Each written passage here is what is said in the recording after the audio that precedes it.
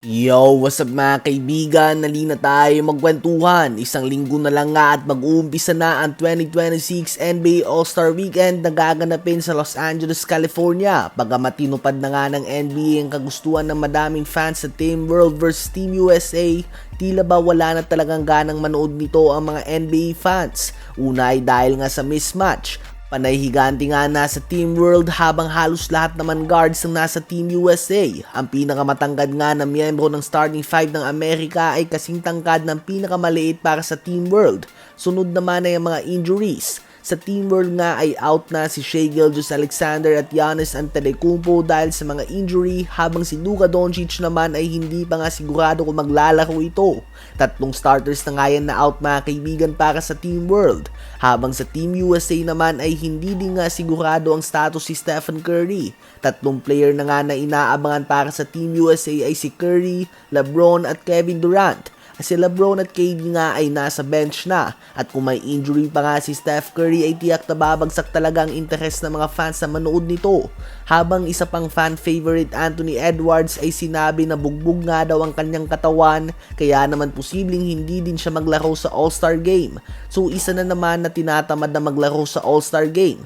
And to be honest, ay nakakatamad na nga talaga ang All-Star Game dahil kung wala din naman saysayang game at napaka-boring nito, para nga sa mga star players na kasali ay mas pipiliin na lamang nila na magbakasyon ng isang linggo kaysa naman sa isang linggo ay bigla kang may trabaho ng isang araw.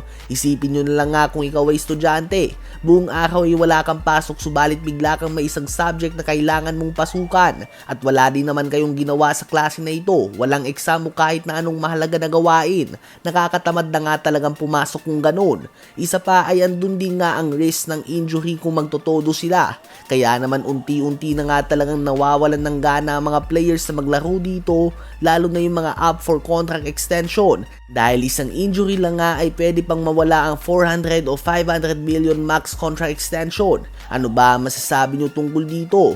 Habang ito naman naging stats ng ilang players sa kanilang debut matapos na matrade. Si James Harden sa kanyang Cavs debut ay gumawa ng 23 points, 2 rebounds and 8 assists on 7 of 13 shooting sa field and 5 of 8 shooting naman sa 3-point line, at nauwi din nga ng Cavs ang 132-126 win laban sa Sacramento Kings.